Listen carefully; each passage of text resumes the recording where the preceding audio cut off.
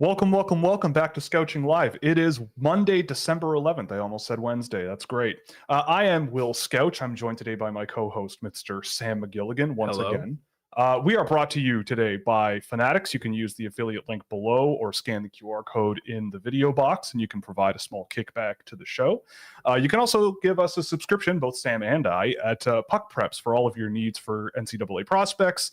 Or CHL entry draft prospects, whether it's the WHL, Quebec, or the Ontario Hockey League. Fractal Hockey Consulting as well supports the show, which is my business for hand-tracked targeted player analysis and recruitment packages. If you're a college team or a European team, that's our wheelhouse, really. And of course, my website, scouching.ca. So you can subscribe there using the QR code in the video box or in the description below, and you get exclusive access to data tools with lots and lots of fun insights into draft prospects and players making their way into the National Hockey League. So we have a great show today as well, again, of course. We're going to start by just going over some players that I tracked the last week.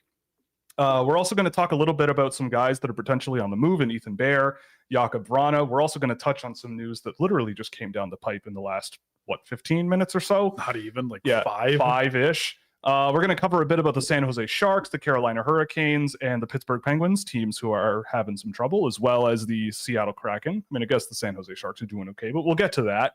And then we'll get to your questions in the chat. So, Sam, I want to welcome you. If you haven't noticed, Sam and I are splitting a glass of wine together tonight. It is the holiday season, so cheers, sir. Welcome, cheers. welcome. This is, I forget what this is. I don't know. This is, I believe it is a Pinot Grigio from Argentina. We call it the house blend here because we buy it in bottles that are about 1.5 liters, and it disappears quick. It's good stuff. That's good stuff. So before we do anything hockey related, I would like to ask Sam McGilligan if he's feeling okay, considering we're both Toronto people. Do you feel okay not, with Shohei Ohtani not in our lives? No? No. And I never even thought it was going to happen until like the last 2 or 3 days before the decision, because I don't get attached to stuff like that. And then this time I was like, why does this feel so real? So I didn't care until I spoke to a friend of mine who did care a lot. And I told him the first thing I said was he's going to the Dodgers. You just know it. And he said, no, he's going to the Jays. And then I slept on it. And when I woke up, I wanted him to be a Toronto Blue Jay.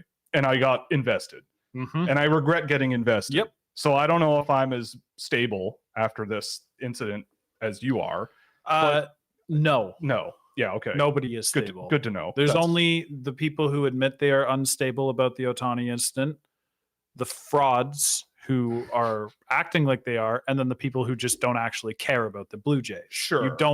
You just passed up on, or not passed up, you missed out on LeBron James of baseball signing with your team. Yeah. If you are okay with that and you are a fan of the team, you suck.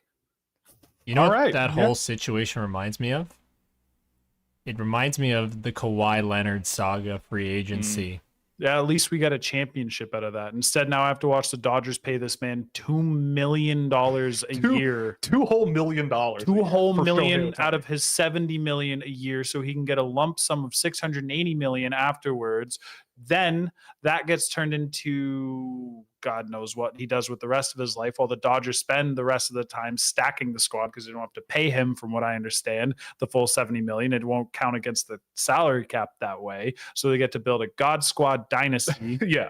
And that will end up leading to other players trying to do similar shenanigans, which will likely lead to a lockout, which will likely lead to missed games because of this BS, leading to a hard cap in baseball. It is I think this story is like one of my favorite, 2023 capitalism news stories, ever. In general. It's so over the top and ridiculous. And so it makes no sense that you're just like the volume of money flying around and how it's being structured and adjusting it for inflation. He's going to get paid until I think 2043. He's going to get a check for $68 million over the course of a year for, I think, 10 years in a row. I don't know. I think it's just so crazy. I don't even know what else to say about it. It's pretty wild. But in any case, what would you do with $70 million? I was literally about to ask you the exact same question. I mean, I really want to drop the line from Office Space And I feel like now it's like, at the time it was, what would you do with $1 million? And he says, I'll tell you what I'll do. 2 chicks at the same time, dude.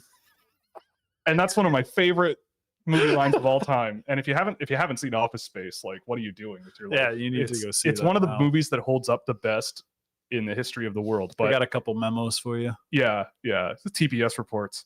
But no, I mean, I don't know. I wouldn't say 2 chicks at the same time, but I don't know. I would with $70 million. I mean, I would definitely gold plate something that doesn't need to be gold plated. Like your portrait of Rick Vive. Yes, I would gold plate the portrait of Rick Vive. I'd probably buy a sports team or 2, maybe 3. A Canadian sports team you could probably buy. Burlington Beat Boys. Yeah, the Burlington. I'd start an OHL team right in my backyard. Literally, have a rink in my yard. Mm-hmm. You could do anything you want. I don't even. It's so much money that I don't even think I would even know where to go or do or begin. Like, I'd probably buy a house. You can't buy a house with that kind of money. True, I forgot. I live in the GTA. What the hell, man? Buy a nice fridge to live in. Like Indiana Jones and Indiana Jones and the Kingdom. Something like that. I mean, in the nuclear apocalypse, then you'd be perfectly fine. Exactly. Right? Just get in the fridge. Just ahead of the game. Yeah, you're just thinking ahead using old logic from the 40s. Anyway, here's the quick run through of the guys I took a look at this week. So Sam, you can feel free to stop me in the middle of this if you would like to interject and scream. Started with Adam Jiricek, stayed in the Czech Republic, did a bit of Thomas Galvas. I went down the road to Slovakia, took a look at Theo Kiss, who's currently at the World Junior A Championships. Maxime Massé, our favorite kid out of Quebec. Dominik Badinka, I believe, Czech player playing in Sweden. Playing pro hockey, by the way. Berkeley Catton, outstanding game from him. I think I mentioned that on the show on Thursday. A game of Cole Eiserman, not so outstanding. I think I mentioned that on Thursday, and I yelled to you about it for sure. I did a game of Zeev Buyem that was also outstanding. Nikita Artemanov, and because you were yelling about him a lot. He's last disgusting. week. Is he gross? I actually didn't know you watched Artemanov. He was very, very good. He was a good one. I did a game of Beckett Senecki, Igor Chernyshov. David Phillips, if you're out there, I did a game of Herman Truff in your honor. A little bit of Herman in my life. I like Herman. And then did some games of Michael Hage, Michael Brent. Sorry, Michael Brandseg Nygard, him, and Artyom Levshinov were the guys that I took out this past week. So those are the names. Most of them were fine. Some were awesome, and some were not so. How was awesome. Michael Hague? He was pretty good. I mean, I think Haig is going to be an interesting one because, he's kind of just a very skilled guy. A lot of skill. The rest, I think, is a work in progress. He missed so much time that he's playing catch up, but he's in the form that you'd expect someone he's in the form that you want him to be in right now, and know that if he spends the next 2 years playing real hard, he'll catch up. He was elite a few years ago for his age group. He's one of those guys that kind of he's really smart. I think a lot of his puck movement is really smart, really the way he carries pucks up the ice definitely is kind of high end relative to junior players. Just how he changes lanes, goes one way, gets the other way, uses his hands to do that, challenges guys with the puck through their legs, and just tries to figure stuff out, because he does, I think, have a bit of a shortcoming with, his skating and generating speed and all that stuff. And that's kind of his weakness. But I will also point out that the Chicago Steel aren't very good this year. I think they're one of the worst teams in the USHL. A smart guy like him does kind of struggle, and struggle, but there's opportunities he could capitalize on that are not forming the way that he would probably like, that a few other USHL guys are getting. Yeah, I liked him a lot. I think he's a first round pick to me, late first, maybe something like that. And I think there's room for improvement. Like you said, he's been hurt quite a bit. And who knows? I mean, maybe there's a strong back half, and he's one of these guys where I feel like he'll go to the All-American game or something, and everyone's going to go, whoa, okay, this is the Michael Hage that was here. Okay, cool. Haven't seen much of him, and he's not scoring a ton, but he's pretty good. But anyway, also I do want to mention that tonight I am modeling my Stadium Series Jonathan Quick jersey. Which, I mean, I was going to put on the Byfield jersey behind your head, but I like it more on the wall, and it suits you, so But I am officially announcing I'm on the Kings bandwagon. I mean, I think fair enough. Like if I don't know, based on the hockey I've seen this year, if I had to put my money on an NHL team to go deep and potentially go all the way, go Leafs, might go. be the Kings. Go Leafs, go. No, it's not. No, it's not going to be the Toronto Maple Leafs. We're in Toronto. You can't. It's not going to happen. Not even go Leafs, go. AJ. Okay, well, go Kings, because they don't even have Jonathan Quick anymore. But whatever, and he's doing okay with the Rangers. Everybody counted him out, and now he's a New York Ranger and doing pretty good. He just beat the Kings with the Rangers. Exactly. So shut up. But the Kings are going to go to the Stanley Cup and win everything. They're going to win. They're going to win the rest of the games. They're never going to lose again. And Quinton Byfield's going to be a Conn Smythe Trophy winner. And it's going to be great. It's going to be a good time. So the first topic of conversation for today is just going to be some quick discussions about two of the names that are on the move or potentially on the move today. That would be Ethan Bear likely signing with the Washington Capitals, it seems, because they're going to offer him term. And the Blues are looking to move Jakub Vrana, who I believe we talked a little bit about on Thursday or last Monday. We did talk about him at some point. One of the two shows. Okay, so then it would have been the Thursday. Yeah, and so the Blues are looking to trade Vrana. He's got a cap hit. It expires at the end of the year. Maybe there's a rental there. Doesn't seem like they want to waive him. So who knows what's going to happen? I mean, you want to talk about another fresh start for him? Yeah, I mean, probably. I mean, he scored, I think it was like on a 40-goal pace with the St. Louis Blues last year for the 20-something games he was with them. He had like 10 goals in 21 games or something. Okay. And just has not kept that up. So that's unfortunate. But, I mean, I don't know. I've always liked him. I've always thought he was a solid player. And hopefully, maybe a fresh start in a place where they're like, where do you want us to send him? And they get some future considerations for him. The most often traded player in NHL history. Future considerations. The best player. The more interesting one to me is Ethan Bear, because I expected. I did some look into like how Ethan Bear has done the last few years with Vancouver and Carolina and Edmonton, and he's actually been pretty good. Like even through all the injuries, he hasn't played a full season, I don't think, in 4 years or something like that. But he seems to be still pretty solid. Now, I think he had shoulder surgery this offseason, so that's not great. But that doesn't mean he can't defend, right? I think he's a guy who always has been a little bit more defense first, a little bit more, not the most offensive leaning guy, even though he had some moments plays solid hockey and just doesn't like waste minutes. Right. So hopefully shoulder surgery doesn't affect him too bad. But I mean, look, the Washington Capitals could use a boost and could certainly benefit from a boost defensively because they're currently very much being bailed out by their goaltending in a Charlie Lindgren, for example, still. I believe that is still the case. The other thing, so the San Jose Sharks, so they started the season 0-10-1. That's bad. Well, but it could be the beginning of a really good comeback story on the way to a Stanley Cup. They could have been 0-11. They also could have been 0. It's all about how you think about going 0-10 to start the season. It could have been bad. Yeah, it could have been even worse. But since that stretch of going 0-10-1, the San Jose Sharks are 8-7-2. So they're not a playoff team, I don't think. Even at that pace all year, I don't think that's playoff pace. But that is, I think, literally infinitely better, basically infinitely better than an 0-10-1 start. And I know I've been watching a little bit of them over the last few days because I'm curious about what the sort of turnaround is there.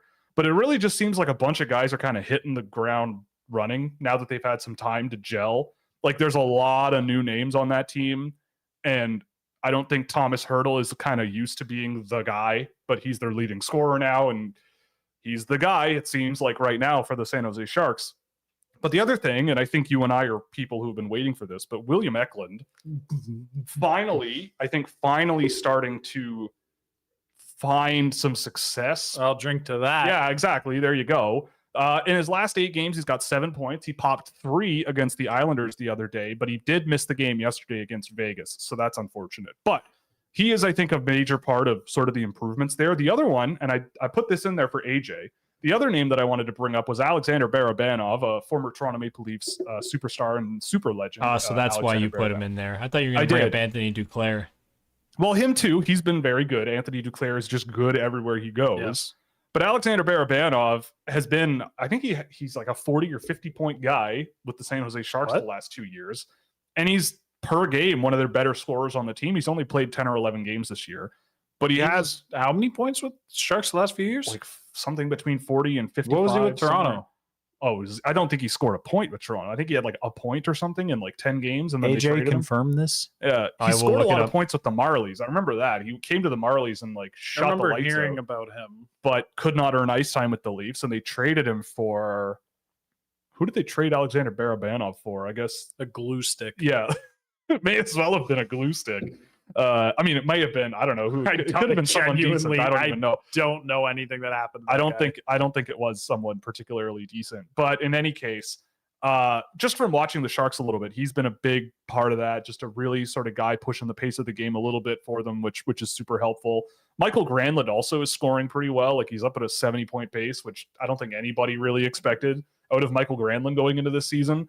A lot of it is on the power play, and he's not the best defensive player, but that's a guy who's got the dangles, he's got the skill in his game, he's got the fun factor. When you're a team that started 0-10, a 70-point player, no matter how you get 70 points, is pretty solid. And if they disagree with me, they supported their bad defenseman who scored 100 points last year, and that made him a good defenseman. Right. So I have the stat. Yeah. So he played 13 games with the Maple Leafs and had 1 assist. No goals. There it is. No goals. And then when he went to the Sharks in that same year, in 9 games, he scored 7 points. Last year, 47 points in 68 games. Okay. So pretty darn. That's pretty good. That's pretty good. With 10 minutes more ice time than he got with Toronto per game. So what was he traded for? Can you look that up while we cover the next guy on the list? I will. What brand was the glue stick? Elmer's. It was like a good. What's your favorite glue stick brand? I don't know. I haven't used. I just bought a tube of P7 from Canadian Tire. That's like adult glue stick. I was gonna say this guy's an enthusiast. Yeah, that's because we had a cabinet fall off the wall, and so we have to put it back on the wall, and that's we're going to use construction adhesive, which I've never used, but that stuff is serious. Use spit. Yeah, and just that's like gross. Rub it on. Nice. Yeah, that's East Hamilton. That's East Hamilton contracting. That's East Hamilton contracting, baby. Perfect. This is what we do. If anyone else is from Southern Ontario, they'll definitely understand that joke. I found who he was traded for. Okay. Antti Suomela. Oh, that's why the comments say Antti Suomela. Yep. Exactly. What, the comments been just lighting up with that, and I'm searching it up. One person with multiple, and then the last one was all caps. Antti Suomela. We appreciate you, Blue Science. I was a little confused why this person really, really likes talking about Antti Suomela. Thank you for doing the job that AJ just wasn't fast enough to do. Sorry, I was too in my busy. 30s. Reading is not a thing I do anymore. I was you kind of go through like a inverted curve with your reading frequency. You start a lot when you're young, and then I feel like when you're old, you read a lot more. But maybe I'm just hopeful. Maybe I'll start reading more when I'm older. Can't read. Sorry for my sluggishness, gentlemen. I was too busy watching John Tavares score .999 against the Islanders. Oh, congratulations to John Tavares. That's good for him. If he scores .1000 there, New York will burn. Nah, they'll still boo him. I think they'll just still boo him and just call it a night. Yeah, probably. They just don't care anymore. Yeah. It's been too many years. Yeah, exactly. The other thing, before we move on to another topic, I did also want to give a shout out to Ty Emberson, who is a guy that I never thought would be anything, but he has actually been a very solid defenseman for the San Jose Sharks after the Arizona Coyotes just kind of let him go. I remember watching him in college. I remember watching him for the NTDP. Did not see a ton there with Emberson, but he has been a very, very good defensive player for the San Jose Sharks, all things considered, which is, I don't know, they're giving him a lot of minutes. He's playing like almost 20 minutes a night, which is bizarre, but it seems to be working, at least in his own end. So there's that. Alrighty then. Just before we went live, we found out that there was a suspension for 1 game of Eric Goodbranson for his retaliatory actions against Nick Cousins. Now, AJ and I were watching this game together over the weekend, and I turned the game on, I think 10 seconds before Cousins hit Goodbranson that, like, Oh, and I turned the game on, and I think the first thing I heard was AJ going, "Oh, that's no good," or something along those lines. Yeah, it was And that. then the game, I was paying attention, and yeah, they replayed the hit, and that was a bad. That was a bad. that was no good. That was not. I don't know how. I don't know in what universe you downgrade that from a 5 to a 2. You know, I feel like over the years I've gotten a little less militant about hitting and like how much big hits really, you know, whatever. But that was a bad hit. That was bad. Grimy hit. It was pretty bad. It was pretty. That was a grimy hit that when Goodbranson kind of gave him a couple of them good old fisticuffs, I was just sitting there going like, I mean, no duh, dude, no duh. That's the type of hit. That's the type of hit that like can like mess with someone's livelihood if it goes just a little wrong. You know what I mean? And it's like, I don't blame someone for just being like, nope, never again. I'm settling this one. Yeah, I mean, you knew it was going to happen. I don't know. I just find it hilarious that happened and the penalty got downgraded and the after effects were significantly more severe than the initial thing. Yeah. Which the I guess is how things 7-minute work power sometimes. play.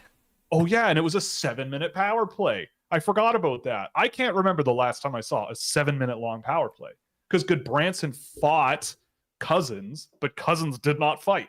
He just threw his gloves off, grabbed him, and just started filling him in. He good old popped him. I hope I never ever get punched in the back of the head by a man that large, let alone Repeatedly. get punched in the back of the head ever.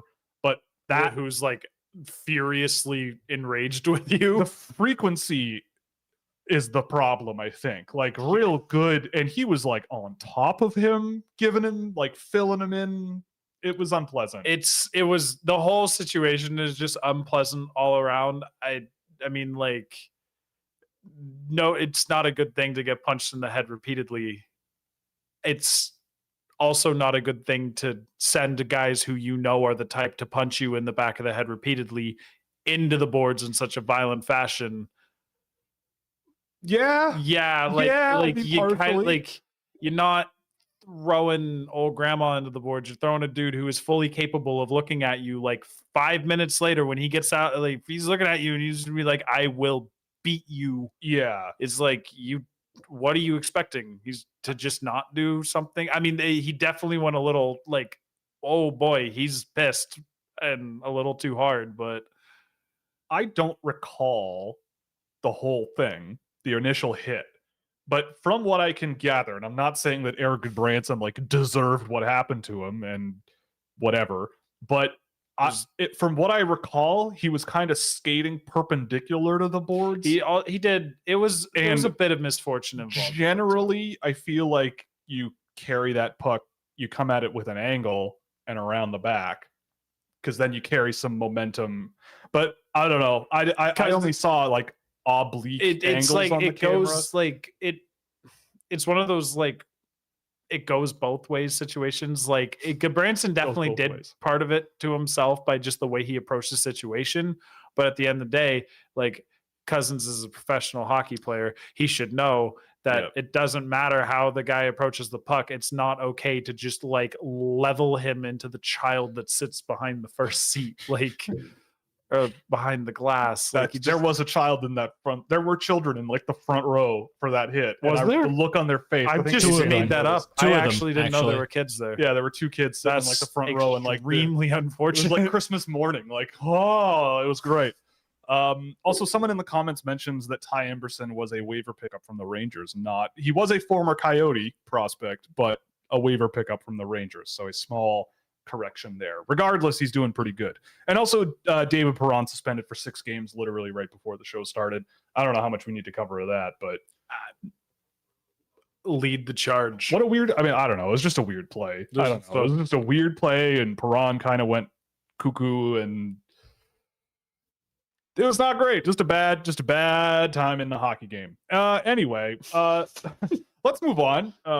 Besides the San Jose Sharks, we're going to flip things around to teams that might be struggling a little bit lately that are worth bringing up, and that's the Carolina Hurricanes. So the Hurricanes are playing tomorrow against the Ottawa Senators. They were down 5-0 to the Edmonton Oilers, and this is kind of what spurned this discussion. And this was last Wednesday. They're down 5-0 to the Oilers in the second period. Ron Brind'Amour was not very happy with his team. And AJ, rolled a clip. He had something interesting to say.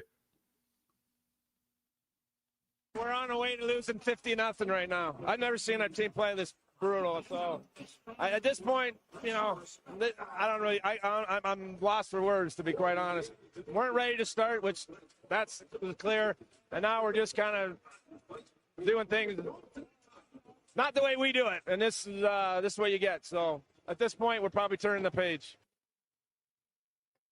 So I am not a I'm not. I don't have a photographic memory, but it seems as though he said, "I don't think I've ever seen this team play as poorly as we've been playing, ever." And I know Rod Brindamore not personally, but he's coached a long time. I feel like if he ever said that to me about me and my job, I would probably be depressed for a few days, just because, I mean, that guy is about the best motivator I've ever heard. The team is 0-3 in a Western Canada road trip. You and I both have loved the Carolina Hurricanes for years. The Carolina Hurricanes. Hey, what about me? Don't forget about me. I love the Carolina Hurricanes. I feel like a lot, like Sure. the modern hockey fan loves the Carolina Hurricanes, from their drafting to the way they implement their system, to the players that they acquire through trade, to the ways they build their team, to the goals they have when they want to play. To the way their Twitter makes fun of your favorite team, Sam. Yes, that too. That's true. So it's a shame. I mean, I think it's a bit of a shame to see them in the situation that they're in. And when usually we come up with topics like this or trends in the league to keep an eye on, I don't know. I just go in and just watch some selected situations of theirs. So how are they getting scored on? How are they scoring? Are they getting the saves? Are they getting too many saves against them? Like, what's the situation with this team? They lost every game so far in their Western Canada road trip. They're still in Canada. I think they're going through Ottawa tomorrow. The goaltending, they're running 3 goaltenders, and they're all poor. Fantasy teams know this. Right. Frederick Anderson has not had a good year. No. He's also been hurt for a while. Yes, he's also been hurt. Pyotr Kochetkov has not taken the step, I think, that people were looking for. No. And Antti Ranta, who is still here, just has not. I mean, I don't know. How old is Antti Ranta? He must be in his mid-30s at this point. Like, you can only be an NHL goaltender for so long. And he is also, I think he's been their best goalie this year, but they're all not great. So again, show me a bad team and I'll show you a bad goaltender. Show me a bad coach, I'll show you a bad goaltender. It seems like in this year's NHL, if you can't get the saves, some teams are getting them, other teams are not. And right now, Carolina is not one of them. No. Andrei Svechnikov has a goal in his last 16 games this year. He has 11 points, but that's a guy who probably should be scoring about 30 a year, ideally. A little bit more than he is. A little bit more than one.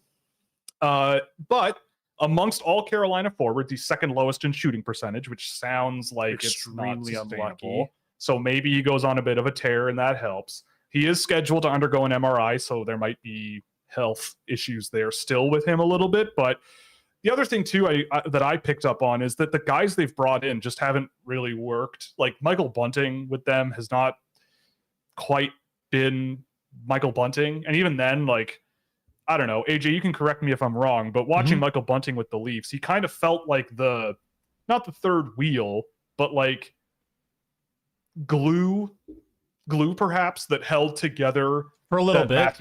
Matthews Marner. But then he tailed off towards the end of his time here. Yes. And he looks like the guy who tailed off. Yes. And I don't think he's this like elite high-end offensive guy, and I don't think he's being paid as such. But when you're being paid X millions of dollars a year, they do expect some kind of impact, and it just hasn't really been there. I was surprised at what I thought of Dmitry Orlov, who they just picked up on a shorter term deal, but still pretty expensive. It's 2x7, yeah? Yeah, like it's an expensive deal, but you'd expect him to be a little bit better than what I at least saw out of him with them, and a little bit of a strange idea because Carolina does trend to be a little bit more of that cowboy hockey, and more of that along with the next guy I was going to mention, and Tony DeAngelo. And just quickly, when I say 2x7, I mean $7 million by 2 years. Just for the viewers. Lots of money, not a lot of years. But like all three of those guys have just not really quite been what Carolina has needed to sort of help put them over the top. I think they still are kind of struggling from not really having that elite guy, Jesperi Kotkaniemi is there, who you are very familiar with. Sebastian Aho is really big good. fan. Yep, Sebastian Aho is really good. Sebastian Aho, big fan. Yeah. But I don't know. Like, you don't want to jump to the conclusion of, like, are they a team that is sort of not going to get better and their team is just going to continue to get older? But on the other hand, they have so many young players that are playing all over the world for other reasons. Yeah. But they have so many young players out there that I think are pretty good. They've got a great prospect That pool. they haven't really jumped into the league yet, but they're there. Seth Jarvis obviously is sort of the top one there. But it's been a bit strange watching the Carolina Hurricanes this year because my expectation of them has been pretty high coming out into this season. And at some point, I figured they would turn a corner and go deep. But it seems tough to see them being a contender right now, but it's been 25 games in the season. I think there's lots to go. Yes. I would be shocked if they missed the playoffs. I still really believe in that team. I just think they need to get back to doing what they used to do. Like, they need to play faster and really forecheck hard and just do the Hurricanes thing, cause chaos, and really go fast. And Will knows the rest of the saying. Yes, but I can't say it live. It's not safe for work. No. But that's the thing also that I was going to touch on before we move on is that's the main crux of Carolina that I think they're missing. Like, they just don't have the intensity level they used to have. They just don't. I don't know what's wrong, but they just don't look like the same team from what I could gather. And that's unfortunate because they were a team that kind of didn't care so much about structural defense and only really cared about the sort of what's the term that what's his name, the soccer manager in Europe calls it, the Gegenpresse or something. Jurgen Klopp, is that who that is? Yeah, that's who that is. I'm pretty sure. It's like they kind of had that kind of vibe, right? But now that's kind of not there, and they're kind of paying for it, and they're not getting saves. So, or scoring goals that much either. Like, that's another problem. Yeah. Even if the season doesn't go well for them, it's like, it's not an organization where I'm sitting there and going like, oh, wow, what do we do to fix the problem? It's more so like, all right, well, that sucked. Yeah, lick our wounds and come what back. can we do to fix this? And then what they'll do is draft some kid who should have went like 4th at like 14th, and then, bada boom, bada bing. Yeah. Well, we'll see. But and the last, well, I guess not the last, but the penultimate NHL topic we wanted to cover was the Pittsburgh Penguins and what's going on with them. So they're playing Arizona tomorrow night. The other team that I'm standing forever, the Arizona Coyotes. Can you really quickly just fire off that goals for and goals against on the power play number you listed earlier? So the Pittsburgh Penguins have the 3rd worst power play in the league as we speak. So I went and watched a bit of their power play over the course of today, especially just from the last 10 games or so. So if you look at the numbers of every 3 goals scored with the Penguins on the power play, just when they're on the power play, of every 3 goals scored, one of them is shorthanded. That's terrible. Absolutely terrible. The only other team in the National Hockey League that is that bad is the Chicago Blackhawks. I think there's one team. Dynasties form in interesting ways. Chicago and Pittsburgh, once again. That is a very good point. Funny, time is a flat circle, right? But there's one more team at 69%, as far as I know, and the rest of them are 70% and higher. There's 4 teams in the NHL, I believe, where that ratio is 100%. So they have not given up a shorthanded goal all year. But the Pittsburgh Penguins are down at 2/3. I think that's crazy. Wow. I mean, I don't know how that's not crazy, but that's wild. What is that team if the Gensel, Crosby, Russ line doesn't exist? Well, that's the thing, right? Like, line is just like beast mode, feast mode. I was every watching time that power play, and I've been watching the Penguins here and there over the course of the year because you're right. That unit of Crosby, Rust, who is now injured week to week, but Crosby, Rust, Gensel has been outstanding. They've been they're great. awesome. They're playing extremely well, probably per unit ice time, the best line in hockey. But when they're not on the ice, it's a tire fire. Like, Erik Karlsson obviously is Erik Karlsson. He has his pluses and negatives. From what I gathered, I think Chris Letang is not really what he once was. No, and I think there's- that no, is a he's not. factor. I think most people Him on the would power accept play that. with Carlson, like the big thing I noticed about their power play relative to the better ones that I remember watching, like New Jersey has a really good one, Toronto's been pretty good. But the thing I picked up on was their puck movement is just so slow. Like every pass takes half a second to stop the puck, make a read, pass it at least. And you know who Like, doesn't they're touch staying- the puck enough on that power play? Yeah, Sid. Sid is just at the net front the entire time, and it's Yes. Malkin and Carlson the entire time. Why Yeah, don't it's you like- give it to one of the best players in the world to do his thing and run the unit? I know he can tip pucks, but it's Sidney Crosby, for God's sakes. Let him handle the puck a little more. Yeah, that's another thing too. Like I noticed that Malkin also is a guy who I think has taken a bit of a step back. Oh, he's taken it. I mean, Prime Malkin was a top 5 player yes. in the league, and we all know he's not there. But like, he's more. I was shocked with sadness the last time I watched Gino, and was just like, oh man. You still have the moments. Yeah. There's still moments where I'm like, man, the big dudes who move and handle like you and just have that FU energy just don't really exist to this extent. But you're mostly you don't. It's like they're kind of, I think it's what happens with a lot of these veteran guys who were the guys 10 years ago.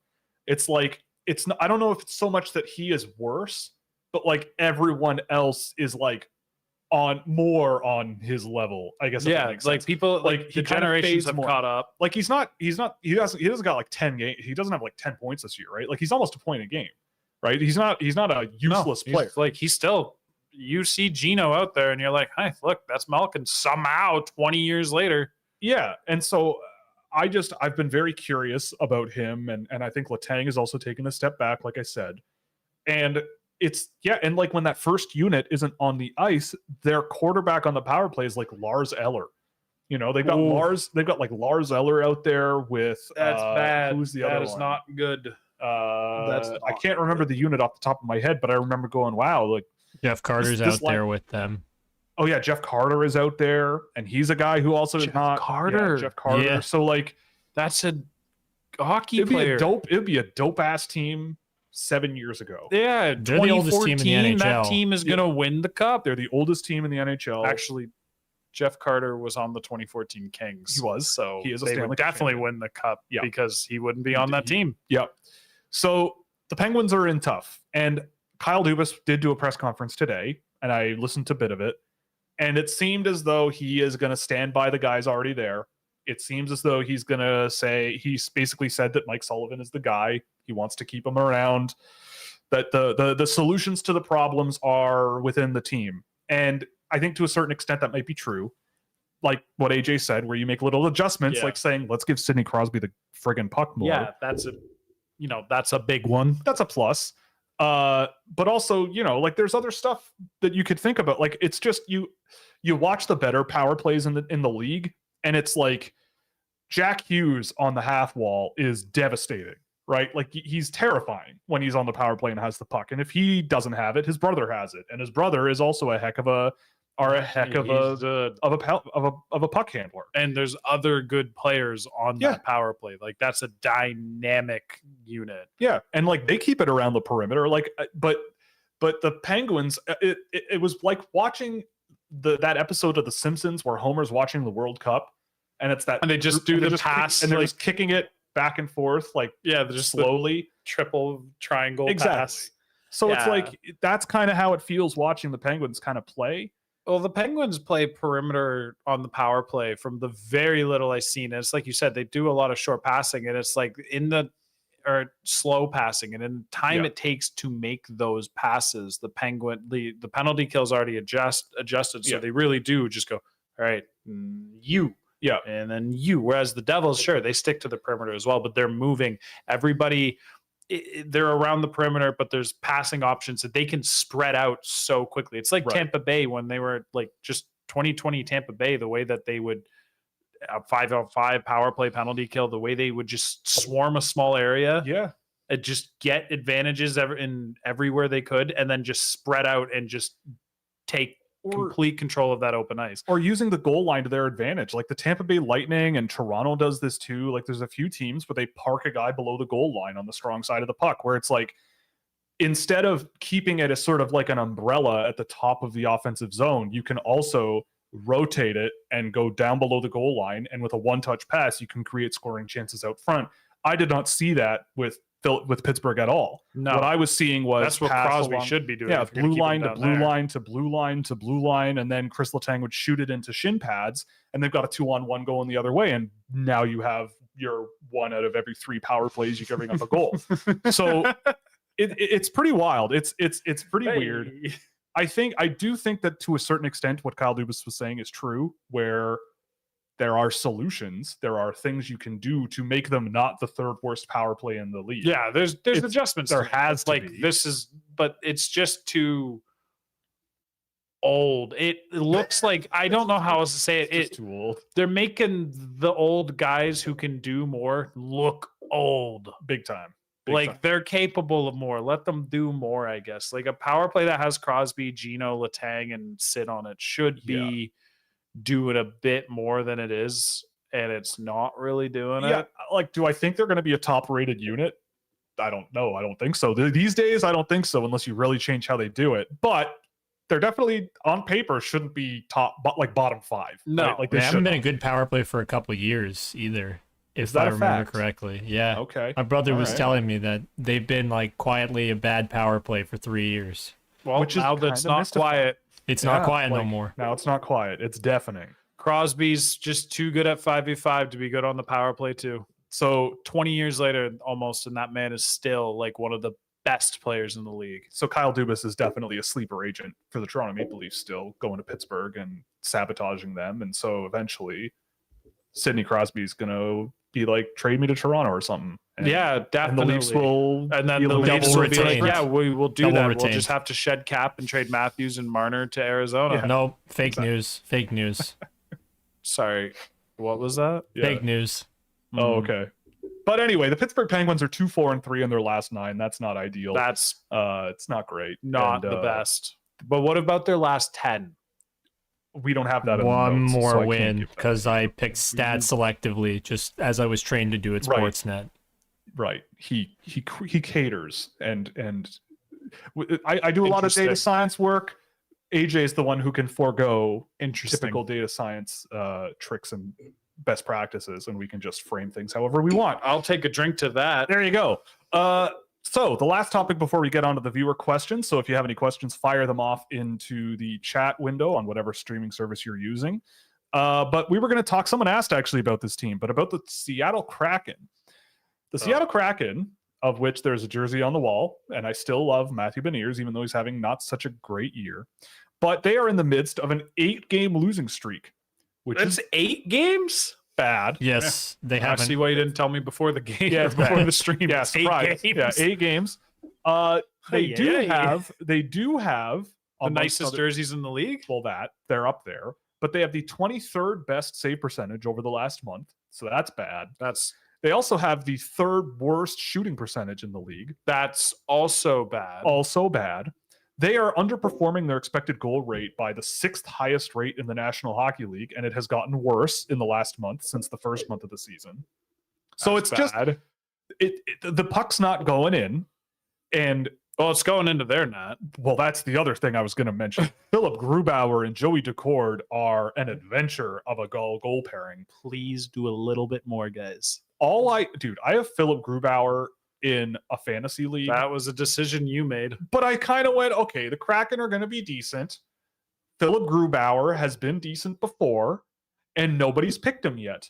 And at under $6 million for a few years, if he's okay, I don't have to worry about goaltending for a while. And how's that treated? I am worrying about goaltending every single friggin' day of my life. For almost $6 million. For a lot of money. How's that doing for you? Poorly. I also had Robin Lehner as my other goalie. I have Robin Lehner in 3 leagues. 2 of them where I traded for him. Like, one was basically the last good week of his career. Yeah. like the Lehner thing, I get it. I think, boy, did those teams never recover Oh boy. Anyone who has been watching this show for a while knows that I actively avoid giving gambling advice because I'm always wrong. Yes. And I also will extend that to fantasy hockey. Any fantasy sport. We watch, people know this, we watch Survivor in this household. And a friend of mine invited me to his workplace Survivor pool. You lost that too? There are 29 people in this season's version of this pool. Guess where I am right now? 29. Close. It's not that bad, but it's pretty bad. 27. 24th. I'm sitting at 26th out of 29. Don't ever listen to me. Well, I guess is what I'm saying. How much data have you tracked on Survivor this year? Well, okay. Now we're getting into this because this pool, as much as I love the people in it and it's very well organized and whatever, the points formatting is so dumb. You get you get more value in points for crying on camera than you do for surviving the week. How does that make sense? You're like disincentivized from picking the winners, but you're trying to pick the ones who have the most TV moments. So like winning a challenge is a lot of points, which makes sense. You know, one person wins it, maybe two, whatever. But I fall behind so fast because I pick a lot of the characters who sit and do nothing and then go to the end and like do really well. So I guess that's my problem. I need to pick the more unhinged people that like cry. You're so good at it. You got to pick the bad players. Yeah, and if anyone else, I don't know if there's anyone watching who is actually watching this season, but spoilers, so earmuffs if you care, but 2 people have quit. And another person was arguably the most pathetic contestant I've ever seen in my life, like in the most genuine sense of the word. And I think he would admit that as well. Like this guy was winded trying to climb a ladder. It was bad. On day 1, by the way, day 1, he was winded trying to climb a ladder. It was bad. But, and everyone thought he was drowning. How big was the ladder? He had to climb a ladder up the side of a boat, but he fell and looked like he was about to drown. 10 steps? Well, they were like tall, like you had to climb, and it was like, it wasn't like a this ladder, it was more like a this ladder. It was pretty tall, but everybody got up it with no problem, and he just sat at the bottom and struggled pretty poorly. It was pretty sad. But those people got tons and tons of points in their episodes though, because they cried and cried and cried and whatever. So they just factory farmed that out. But anyway, I can get over my issues with fantasy sports. Basically anything fantasy or any gambling thing.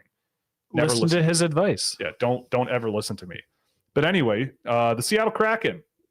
Everything's not going so well there. The puck's not going in. My boy Matthew Beniers is having a tough go, but he's getting his chances from what I can gather and what I saw. Getting his chances, they're just not going in. He's a good player. Another one in a similar vein is Brandon Tanev, who is a guy who I've grown to like, but he's also it's just not going in. It's just not going in for him, and the puck is only going in their own net. Did he do the Tanev face? Like something like that. That's exhausting. God, if I were an NHL player, I would have the most ridiculous pictures every year. Yeah. I'm too strange for the NHL. I feel like I'm more like Dougie Hamilton. There's definitely a hidden vault with all the funny ones. Yes. They would throw me off the bus because I went to a museum or something and everybody else was getting loaded at the bar, probably. I'd probably get loaded and then go to the museum. Just get loaded at the museum. You could do that too. That's frowned upon. You got to keep it, under the table maybe, because you don't want to be walking around the museum with like a bottle of wine in your hand. No, but you drink the bottle of wine before you go in. No, you can sneak underneath the table at the museum with a crack pipe. Please drink responsibly, by the way. We don't condone binge drinking on this show, right? Anyway, but yeah, I mean, what else can you say about the Seattle Kraken? I have, in my viewings, I found that the Alexiak-Borgen pair was less than desirable, but I think the biggest thing is just the puck's not going in the net and the goalies are letting too many in. But hopefully they turn it around because we're noted Seattle Kraken people. I will add, they were a pretty crazy shooting percentage team last year. Also true. And now they've regressed like crazy. But they have the coolest color scheme in the league. Yeah. No, blue and white's better. Shut up. Just saps the energy. Go Yotes. Go Coyotes. Go Leafs. Go Coyotes, go Kings. Go Coyotes, go Kings. Easy peasy. And Wild. And the Wild. The Wild can be cool too. They're cool too. But anywho, before we move on to chat, before we get onto the chat questions, I just want to go over who supports the show once again, and then we'll move on. But Fanatics is a sponsor of the show, so you can use our affiliate link below or scan the QR code in the video player to give us a small kickback on anything you purchase on the show, or anything you purchase on that site will support the show. We're also members of the Puck Preps family, so a subscription over there really helps us out as well. So if you have any NCAA prospect needs or CHL draft prospect needs, both in the WHL, even the USHL draft, there's some coverage. OHL, like QMJHL. If there's a major shebang. junior league in North America, they got somebody covering it, and then they got another guy checking it. Yeah, if you need the Maritime Junior A Hockey League fix that you so desperately desire, Puck Preps is the place to go. Puck Preps has all of that stuff, and it has a lot more content on that stuff than you would think. Yes. They have, if you sit there and you're thinking, man, the 2024 NHL draft interests me, but what about the 2027 NHL draft? Rather than wait until 2027 and wait for everyone else who does draft work to be like, hey, I just discovered this dude. Why not read Joel Henderson's 6 million game reports, confirmed number, that he will have on all players between now and 2027. Shout out to Joel Henderson, by the way. That guy is a machine. I don't understand how he does what he does, or why. I don't know why he does what he does. Shout out to the whole Puck Prep CHL draft team. The amount of work that is beyond what the NHL draft. It's so much more work. And he's pretty good with that strumming the guitar too. So that's also pretty good. All around solid guy. But anyway, Puck Preps Hockey, subscribe. Yeah. And then of course the businesses I operate. So Fractal Hockey Consulting is for all your hand-tracked targeted player analysis and recruitment packages that you could ever want. So check us out at fractalhockey.com, or you can subscribe on Scouching.ca and get all the fun little data tools and all kinds of insights into draft prospects and NHL prospects that you could ever want there. So check that out for different subscription bands. So on to the viewer questions of the day, Mr. McGilligan, Mr. McGillicuddy himself. The first question is from our good friend and Brian Stewart. Have you seen any of Sam O'Reilly of the London Knights? Like, not enough to sit here and be like, I've watched shift by shift on him. Okay. Like, I've seen him with the London Knights. Okay. I did a game of his maybe 2 weeks ago. I've seen a bit of him. I saw a bit of him last year because he was scoring the lights out in the GOJHL, like the Gojel, as they call it. Good old I think Gojel. It was the Gojel. I thought he was pretty good there, but that's not, that's the Gojel. It's, you go down to like Port Colborne to play there. Again, Southern Ontario references. But Sam O'Reilly with the London Knights, I kind of dig him. Like, I think he's a good sort of hardworking dude. I feel like he'll be drafted. I think he plays with enough like intensity in his game that teams are going to like it. And sometimes that's all you need. He's not a guy who doesn't score, but I think he generally is a guy that just works really hard, gets what he gets through that hard work. I didn't find him like incredibly, overwhelming, and a guy that he kind of is like a guy that I think you could get, in free agency and just sort of go, okay, like I'm going to get a solid player out of this guy, maybe not a ton of offense, like a Ryan Lomberg kind of guy where it's like, you kind of know what you're going to get. And if you can wire him the right way to just bust everyone up on the ice, then I think you'll be okay. Blue Science, Mr. Anti-Suomela himself. Did you know that Justin Bieber was offered a tryout contract by the Bakersfield Condors in 2012? I did know that. I remember when that happened. It was a publicity stunt for sure. But Justin Bieber did actually play hockey. He played quite a lot of hockey growing up, supposedly. So it's not the craziest thing in the world, but it's pretty nuts. There's a little nuts. If you could extend an ECHL tryout contract and you knew it would be accepted, who would you offer one to? Yourself? I would love to see you in an ECHL jersey. I would love to see me in an ECHL jersey, but fortunately I can just see that without having to go out on the ice and get absolutely eviscerated by guys who play hockey for a living. Yeah, but you're big. You play at least 5 minutes. I'd play 5 minutes and I would be just on my ass for 5 minutes in a second. You mean Doug Glatt? He'd get outworked and outmuscled by the 5'7" guy on the ECHL team. Well, I Nathan mean, Gerby would go right. I would his be legs. the textbook example of everything I say about smaller players getting that leverage. A guy would get leverage underneath me, and I just sit there and go, "What do? Yeah. What do I do?" All right. So not you then. No. Rick Vive. Like 68-year-old Rick Vive, eh?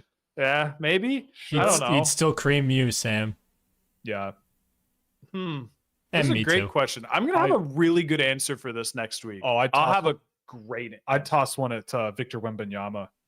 That's what I would do. I mean, they did it with Manute Bol back in the day. I don't know if you ever knew who Manute Bol was. Yeah. I might be dating myself. No. I know who he No? is only because of Okay. his son, Bol.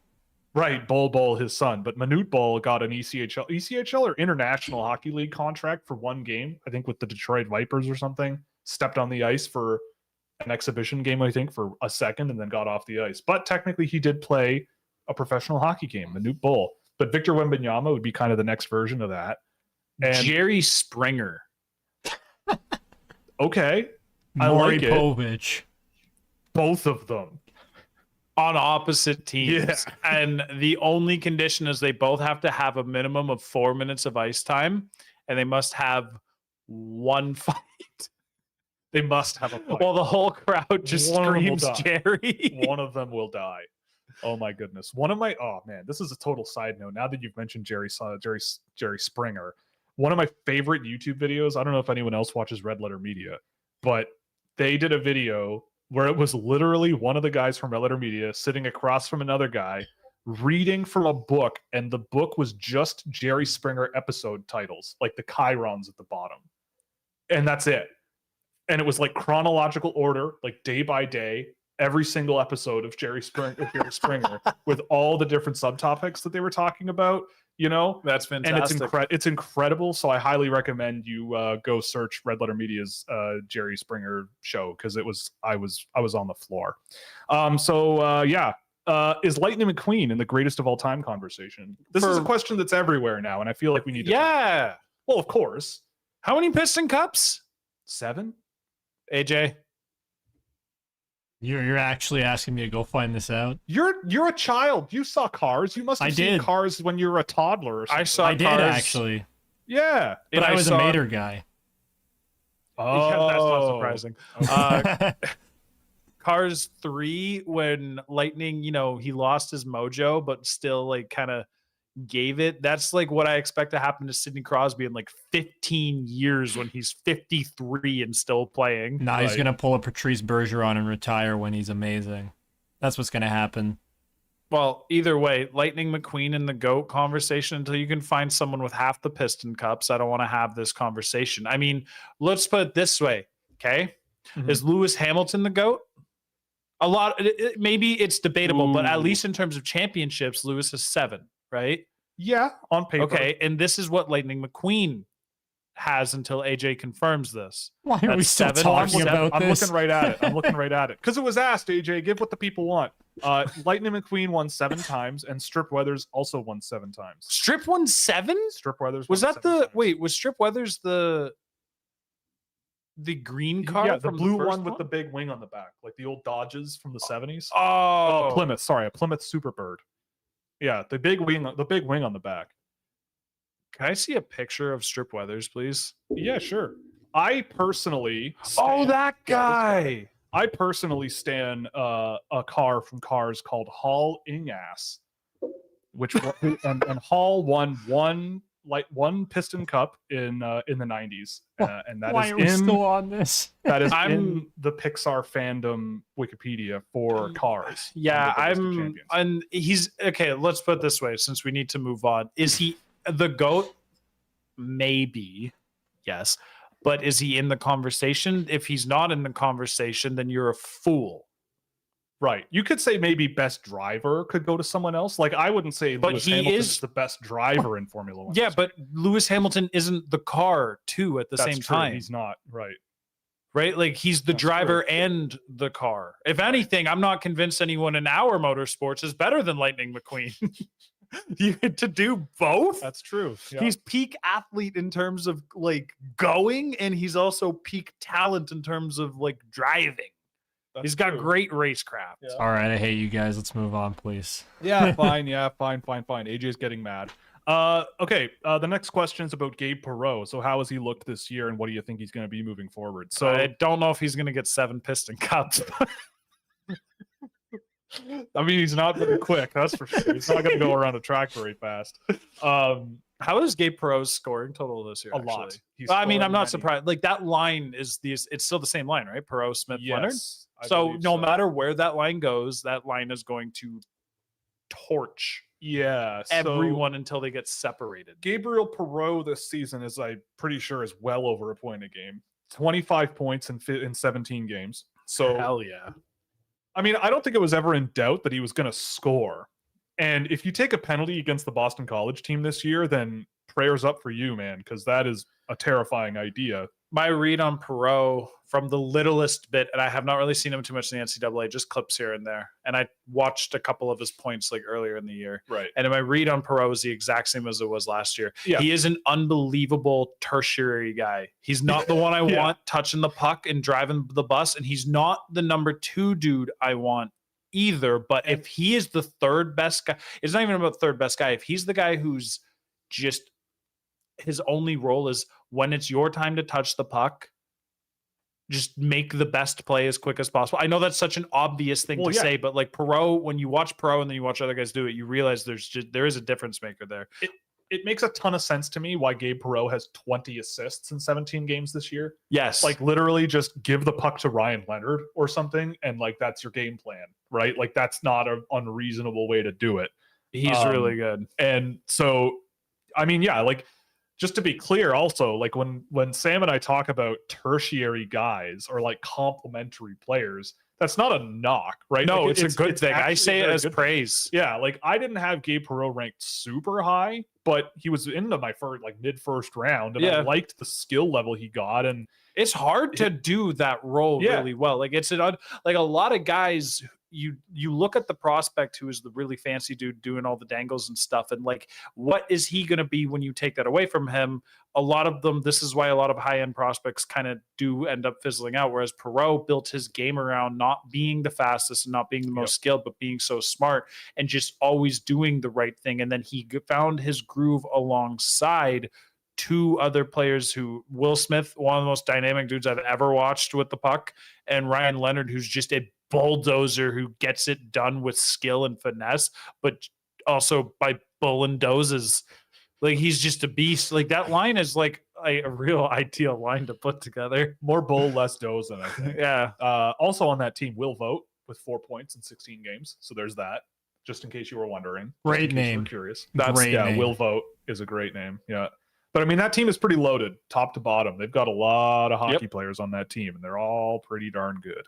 But yeah, I mean, Gabe Perreault, I think we both agree, is kind of doing what we expected. I'm still a little. Pretty I'm not concerned. I'm just curious what happens with him when he's in the NHL. Like just because that he's such a unique role and he's playing with the same guys for years and thriving in it. Is this going to be like what makes him just click with any top 6 group and just like be the third guy and just always make the right play? Or is this going to be like, does he reach a point? I don't know. I actually like, he's such a unique example where it's like, we just have to wait and see. Yeah. So I mean, we'll see. I don't know what's going to happen to him in terms of where he's playing next year, but it's a great freshman year. Same thing with Will Smith. Even Ryan Leonard, I think, is having a good year. Those 3 are going to do some really mean things at the World Juniors. Yeah, for sure. Oh, yeah, that's true. The World Juniors are coming. They're going to be like the best line at the World World Juniors. Yeah. Also, would you agree that William Eklund has developed from a boy into a man? He once was a boy, and now he is a man. Yes. Okay. That's an Always Sunny in Philadelphia reference, by the way, in case you didn't know. He once was I didn't because I'm not old like you. That show's still out. They're still making it. They're still making seasons, man, and it's always sunny. It's not like it's an old show. Yeah, you should have an encyclopedic knowledge of that show based on why would I? You are. All I do is watch hockey and work for you, Will. Well, okay, nerd. Just take some time off and watch Some Always Sunny, because I feel like you would enjoy terrible people being terrible. Anyway, Jimbo's here asking about Yusaku Ando. That's a name I haven't heard in a long time. Just because I don't think he's done anything in the last few years. But the actual question is, our statement. There's a question in here too, man. Grammar is hard. I'm killing it. I bet you feel great about Isekai this year. Do you think he gets drafted?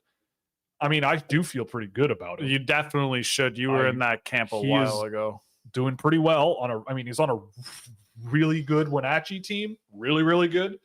But he's driving that bus quite a lot. And he's doing better than I thought he would. I didn't think he was going to be like, I don't know how many points he's on pace for, but it's a lot. I don't know if he's going to get drafted, because the problem is you got a 5'10-ish, 5'11 guy who plays like Brandon Tanev, but is about 155 pounds. And that is a tough sell for an NHL team.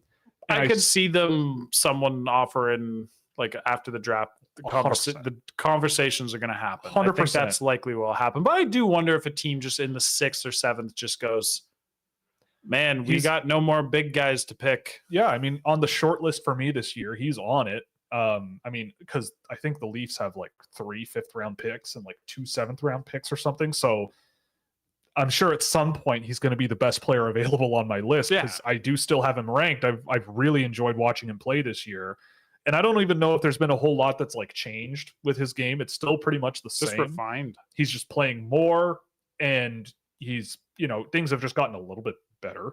I think he's a little more assertive. Yeah, that too, but always been a fan of Kenta Isekai. He's certainly not quite a guy. He is a guy. Is a guy. Anyway, Zach asks a question. What do you see in Caden Lindstrom? Well, how much time do you have? I see a guy who plays good hockey, and he can play a lot better hockey. This is he's big. You come here for Sam McGilligan saying he's good at hockey. I mean, he's just one of the best guys in the draft with like using his reach to like full effectiveness. Like he can just he's a puck protection machine if he wants to be. Keyword, if he wants to be. Sometimes he'll lose the puck, but it's almost always because he tried to do something like a little too nuts. I mean, he's a guy where there's, oh my God, he's on an absolute bender right now. So since November 14th, he's got 15 points since November 14th, and that's in 1, 2, 3, 4, 5. That's 9 games. So he's just on an absolute rip. He's been on a while, and he's a fantastic player with like a tremendous amount of upside. Well, that's the thing. Yeah, the upside is the really interesting thing. And I mean, I don't, the word upside, whatever, but I just think there's potential in this game out the wazoo. Like just the hands, the shot, the size, the strength. And it's just going to be a matter of like rounding it out, and like the PTFG, like we talked about, right? Like play the friggin' game sometimes is not there with him, where it's like, like if I've got him and Berkeley Catton together, and I'm sort of going, okay, if I were a horrible scientist and I could merge those two into one hockey player, that would be great. Take the brain of a Berkeley Catton and the playmaking vision that he's got and blend it with everything else that Caden Lindstrom What if has. You got the brain of Caden Lindstrom and actually Berkeley Catton doesn't really have a lot of flaws. Well, and honestly, I don't think Caden Lindstrom's I don't think Caden Lindstrom is a guy who doesn't like get high level hockey. I just think he does things that are a little risky sometimes. So you know what? Yeah, like there's a lot of reverse didn't work. Yeah, like there's a lot of dangles out to the blue line and then overhandling it and getting challenged too much. Yeah, like you said, like going behind the back to make passes and flubbing them or missing targets pretty bad. Like just those focus things and like those little fine details, and especially with him, because it's like, well, no, man, you can drop a shoulder, get inside, get the advantageous position, and just let one go. He definitely wants to use his skill a little more than his size. What's crazy is when he just uses them both together. There's a play at the Holinka, I think it was, I'll just never forget, where he just kind of came off the wall and he basically does a full 360 from his body, but he just pulls the puck back, extends it out, and pulls it back. That's all he does. He doesn't go, it's nothing crazy, and he's just turning the whole time. And he's just basically reacting to pressure coming in from different directions. And he bypasses 3 guys and walks into the slot completely uncontested and then just shoots it. Yeah. I'm like, what? What did you just do? He is one of the... Daniil Boot last year might be the only player I can think of off the top of my head who do something like that. And if you're, yeah, I mean, I think he's one of the few players this year where consistently, like many times in a game, you go, oh wow, like it may not be perfect all the time with him, but there's a lot of times where you go, oh wow, like okay, like I don't know, fun. I feel like he's gonna go really, really, really high. Especially because he's big. And if he's not like a 4th or 5th overall pick at the least, I'd be shocked at this point. Like he feels like a top 5 lock. Yeah, like he'll score points. I don't know if he'll be the most reliable player all the time. Nah, but he's going to be a lot of fun, and I think fans are going to love him. Yeah. Zach also mentions that he is still unstable about Shohei Ohtani not being a Jay, but it's okay, Zach. The Jays will go to win 95. They'll win 95 games next year or something. Squeak into the playoffs and cool. We're back onto that. Yeah, and do nothing. We got a question about Jet Luchenko, who's a guy that I watched not too long ago. I don't know if you had seen much of Jet Luchenko. Not enough to comment. So he's very young for this year's draft class. Guelph Storm kid, about a point a game. Again, we were talking a little bit about Berkeley Cat in there, and I feel like there are echoes of a similar player. Just super, super smart. Maybe not the most dynamic, most high energy guy, whatever, but just very, very smart. Really, really good puck mover. You know, doesn't overthink it in the offensive end. Does a lot of things the right way. And I liked what I saw the couple of games I've seen him. The game I tracked of his was not as good, but that doesn't mean he's bad. He's just a guy where I think if he's got space and time, he can make stuff happen. And if he doesn't have space and time, once in a while, he can thread passes through pressure and do a lot of really fun smart little plays to move things in the right direction. But I don't have any like tremendously huge opinions of him. I've seen him in the first round on a couple of lists, and I think that's a little bit rich for my tastes, especially when we both are on the John Mustard wagon. And I feel like I like John Mustard a lot more than Jet Luchenko, and he's also similarly young. But you know, good player. I think he's on my list right now, somewhere in the 30s or 40s, something like that. Maybe a little later. I've seen him familiar. He's on the. I'm circling back this month, and now that this month is focused on the WHL and the OHL, because I spent a lot of time in the USHL the last bit. So he's on the list of. I liked you. I just don't. I need to see more before I can, like, know that it wasn't like a 1-game thing. I know you speak high of him. I've seen a couple of things and I'm like, okay, people like him. It's kind of like Clark Caswell, where you watch Clark Caswell. Quite like, literally the guy I was just about to say. It's like a lot of the things are going well. Like you're doing a lot of things well. I don't think you're going to be a super, super high-end guy, but you're a trustworthy player who can do stuff well. Yeah. Carson Wetch is another one of those. Guy who just goes out. Potato. Yeah. Yep, meat and potatoes, but good meat and potatoes. No, but nothing wrong with meat and potatoes. You know, potatoes are amazing. Yeah, we had sweet potatoes last night. Roasted sweet potato. Oh, so good, the best. Anyway, speaking of, I was going to say potatoes, but that could be insulting very quickly. In terms of the 2024 draft defenseman, who would you guys say would be a safety pick? Will be an NHLer, but may not be the most exciting. Dickinson. No, because that's underselling Dickinson. Yes. If the goal of the question is Muse, maybe Alec, Yakimchuk. I don't know. Yakimchuk kind of has a bit of flair in the offensive zone, or at least he tries. Yeah, he's trying, but he's not the most exciting defender. There's a lot. I don't know. Like a lot of the guys I have ranked are. I mean, Okay. An NHL team will draft Charlie Elick, and he will play games. Yes. But he's neither of our type of player. No. Right? He's the hockey man's player, whereas we're like the hockey boy. We are the hockey boy. That's it. That's a t-shirt right there. We are the hockey boy. I don't know. I don't know if there are any that I think. I mean, maybe Adam Jiricek, but I don't think. No, I don't think that's with the right coach. I don't think it will turn out that way. No, I don't think so either. I don't know if Jiricek is the guy I'd say. Levshinov, I don't see that. I see Levshinov as much more of a cowboy. He'll give it and he'll take it. I mean, what was it when you said, I was in a call with you earlier when you were watching the Levshinov game, you said something about, oh, hey, look at that. Who's that behind the goal line? It's Levshinov. I said, without even noting what the situation whatsoever, that he meant behind the offensive zone goal line and not the defensive zone. I think on that play, he pinched in from the blue line. And I'm not like, when he does it, I think it's not always bad. He does it, I think, when he recognizes that they have numbers advantage. Like if it's like they have two guys already behind him and the puck is kind of already headed down low, he'll go. Like I think he's not bad at his times when he jumps up. I mean sometimes, but not as much as you would think. And I think like he jumps into the offensive zone on this play and goes down below the goal line, grinds out a puck along the corner.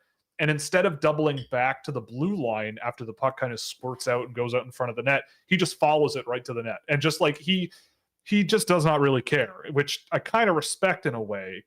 And I just have no idea how to evaluate it. But like, because his defending is the issue. And I think that's kind of what the question is getting at, right? Like not the most exciting player, but will probably Saline Wallenius. Maybe him. Yeah. I will say this. I saw Saline Wallenius relatively recently, and I was mightily impressed because I had not seen a whole lot to make me go, okay, this is my guy. Before I was Halinka tape, maybe because I was watching this for puck prep, so I'm not really focused on Sweden. I just noticed him on the receiving end of some not so good plays from him. And then I did check in up with him in his club play in the summer. So this is D-1 footage. And I was like, hey. And then I watched a game early this year and I was like, hey. Yes. And then I watched the game the other day and I went, hey, wait. This is not bad. This is actually going pretty well for him. I thought it was a pretty solid game, all things considered. And I was like, all right. But the important question is you're still on the Alphonse Frey train, right? Alphonse Frey, so. man. Yeah, like I'm making for the purpose of this show, and I still have yet to finish it because I'm a nitpick. That's it. I'm just a nitpick. But I have yet to finish the ranking that I'm comfortable showing, but he has not left the top 20. Coming soon, July 2024, by the way. Coming soon, July 2027. Like what's going to come first? Your 2024 rankings or GTA just the 6? Preliminary version too? Just the preliminary version. Celebrini will be getting drafted as Sam releases his ranking. Celebrini will be winning a trophy by the time I release the preliminary 24 list. But he's point of that was all to say that Frey has not left my top 20 yet because he's just kind of like sick. And every game I watch, I'm like, I feel like I'm a little high on you because I don't know about other people and I haven't seen too much. But then I go and watch them. I'm like, look at you just whip that puck around. Doing stuff. Oh, man. Yeah. Before we move on, I think the two names that I came across just scrolling through my list that I think I should throw out there as well. We've spoken about this player before, but Danil Ustinkov, I think, is a guy who could be a boring but really effective NHL defender. But he's effective. He is really effective. And I think he could be a better offensive player than he is, but because he's had some almost like moments. Shades of early 2020 Jake Sanderson. Honestly, yeah, similar. Really good skater, really careful he's with the a puck, good player, good defender. Like a lot of things are going the right way for Ustinkov. He'll be at the World Juniors, so I'm excited to see him there. And the other one I'll throw out there is Matvei Shuravin. Everyone's talking about him, and I could see him being sort of a boring but effective NHL guy.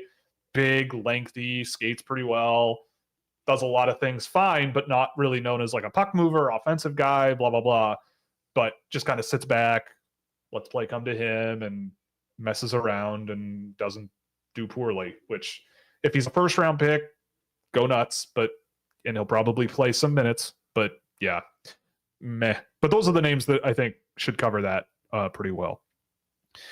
What percentage of my audience do you think was alive when Office Space came out? Well, there's 7,600 subscribers on the channel. We've got another like 8,000 Twitter followers. Office Space is 99. Ooh, maybe even earlier than that. Oh, wait, hold on. Was I alive when Office Space Office came Space out? came out at 1999. Good call. Oh, thank Yeah, God. he did come. It was I mean, I could look at the YouTube analytics, but I feel like that number 1999 would put you at 25, right? 23. No, 24. Yeah, 24. Oh my God, that's 24, actually because I'm 24. 23 and I'm born in Right. 2000. Right. So it's older than AJ, which is awful. That's terrifying. But yeah, I mean, it's probably like 50, maybe 40 to 50%. My audience generally is 25 to 34, but there are younger people watching this show, and like younger and younger, all And the producing time, which it. is crazy, and producing it. Right. We all love that. Do you think McTavish is a good comparable to Caden Lindstrom? Not. I think I can see where someone's coming from with it, but it's not. McTavish is he's a go motor getter kind of guy, and Lindstrom doesn't have that same. Like McTavish has a hustle that even by NHL standards, you're like, holy crap, look at that guy go. And I don't know if I describe that as Lindstrom. And when I think of McTavish, that hustle is kind of the first thing I think of, that and the shot and like just how quick he makes high-end plays. Yeah, I think McTavish has more like intensity in his game. Like he just goes, and like I was watching, I don't know how it came up, but I went through my archive and I watched a bit of what I had saved of Mason McTavish when he played in Switzerland his draft year. And I kind of went, oh my God, this guy really, really goes. Like I looked at my ranking and I kind of thought I had him a little bit low. And I think that was just a really strong group at the top there for 2021. Yeah. But I mean, I watched him and I'm going, boy, like Owen Power doesn't do that. I mean, obviously they're different players. Yeah. But I looked at McTavish in a lot more of a favorable light, even though he was playing second division in Switzerland. Like you could see that he was really pushing guys back, like on their heels with his pace. He was playing physical. He could shoot. He did so many things, and he did it while really moving his feet all the time. And I don't really see that in Lindstrom, but that's more because he doesn't have to, I don't think. That was good. Like Lindstrom just doesn't need to, because he's got so many tools, and he just wants to like. He could, but I don't think he needs to. I guess he's just not really wired that way. Yeah, McTavish is. It's the dog. Yeah, he's got the dog. It's the Lindstrom's dog. got dog too, but like McTavish has got, I don't know, what's the most annoying, nappiest like. I don't know. He's like he nips at your heels all the time, and if he's not nipping at your heels, he's biting you in the knee or something. Like he just constantly comes at you. He doesn't care. Like he's just that guy, and I don't see that in Lindstrom, but he's different. You know, it's just a different type of player. He's a pug. Yeah, that's what I've been trying to think. Sure. Carter Yakimchuk. That's the other one we've gotten here. A few. Carter Yakimchuk. What do we think of him? Yeah. I like him. I'm still in the figuring out stage with him. He does try. I realized I got sampled a little bit with him. I didn't see him do a whole lot of fun stuff in my first few viewings, and saw him as a lot more kind of a rudimentary player than I was expecting, especially because I remember watching him at the U18s and seeing like him kind of stand out as the more enticing defender on a team that had, you know, Caden Price, Cam Allen, all the guys who went in last year's draft, and Yakimchuk, you know, in this draft. I was like, all right, sweet, that's the guy to go for. I watched him in the dub and I was like, okay, yeah, we could be hoping for a little bit more. Then I saw a couple of clips. I watched a game not too long ago, and I was like, oh, okay, I'm interested. There's some stuff there. But at the end of the day, it's like, even if he's trying more stuff in the offensive zone, which makes him more enticing, he doesn't have the mobility to do kind of some of the things that he wants to do.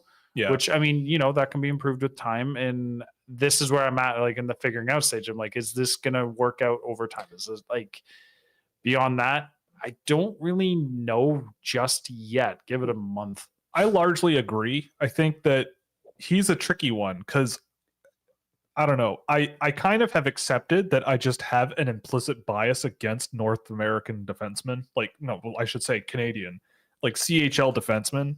Yes. I do think in the offensive zone, he is a really interesting player. He's got some really cool sort of confidence things going on, just stepping up from the blue line, challenging goalies, all that fun stuff. but he's not a particularly great transition defenseman, I don't think. Like I've seen him look off passes and ice it a few times. I've seen him not really skating out of pressure very well. I've just seen a lot of weaknesses there with him. Defensively, I think he is fine, I would say. Like I don't think he's littered with like defensive warts. There's just little things not like, you want to see get better. It's not like watching Caden Gooley, right? Like you watch like a Caden Gooley Jr. and you're like, this guy's a monster. That bar, however, Yakimchuk, I don't think has that. And he's big, but he doesn't really use it super well, which to me is an issue. So he's a guy, I mean, right now he's just outside my first round. Like a guy I watched this week that kind of reminded me a little bit of what people I think Yakimchuk is Dominic Badinka in Sweden. A guy who is also big, pretty mobile, pretty fluid on his feet, but not as confident, like and daring offensively, I would say, like with the puck in the offensive zone, but a really good defender, closes gaps really well, and just a good possession guy. And to me, like, yeah, Yakimchuk might be a more fancy player that probably goes in the first round-ish, and maybe Badinka is that as well, but I don't see it as likely. And if I can get a Badinka later, if I want that type of a big, rangy defenseman, I could maybe aim a little higher with someone other than Yakimchuk in the first round, but who knows? I mean, it's still early, but yeah. AJ, you can step in on this one too. What's going on with Patrick Laine? Never been as good as everybody thought he was. That's what's going on. That's part of it for sure. Yeah, I think Laine is. I mean, we've watched quite a bit of Columbus hockey this year. Yes, I mean, we have. he should not be the guy, and they're trying to make him the guy. He's a trigger man, right? Like it's the. I don't know. It's the whole thing we've said for years, both privately and on shows and everything, of like these guys who are noted by their shots. Like that's the thing that makes them their money.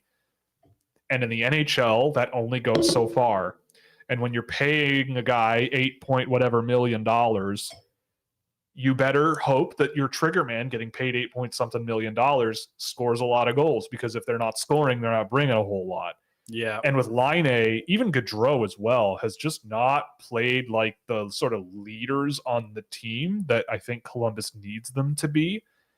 And that is troubling. That is really troubling. Like, you know, say what you will about the Toronto Maple Leafs, but like an Austin Matthews, he might not score in a game, but you still see him getting real good looks. And he's certainly every single game, like you see why they're paying him so much money. Whereas with Patrick Laine, I don't think you really get that much. Like no. he gets fed the puck or he carries it somewhere and he can shoot, but that's been basically all I've ever seen out of him. So I don't know. I think he needs, it's the same problem Columbus has had for years. They need a center. They need a guy who can quarterback that team up the middle, and it's not Laine. They tried to make it him, but it's not. It's Fantilli, and they just need to let him do his thing.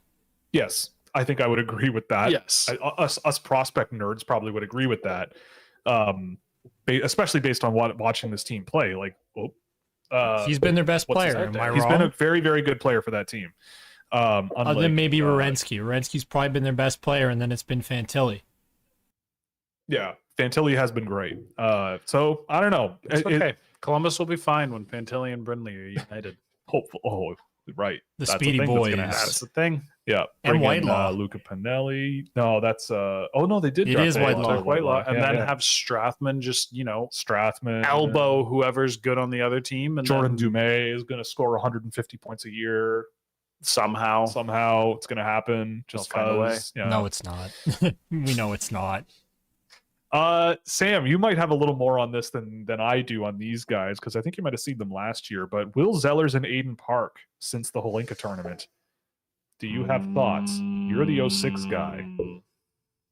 I've seen a bit of Zellers. I've never been a huge Aiden Park fan. I'm not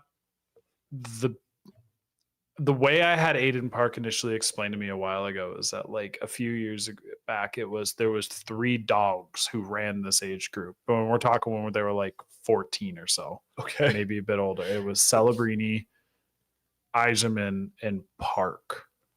Park is a very interesting player where I don't think he should be playing for Shattuck this year. Like, he could be better than he is, and he's one of the. It's like he should be going as hard as he can in the USHL, highest level play he can, to just try and like kind of catch up. He's got interesting tools and things. It's just like I don't know. It's never.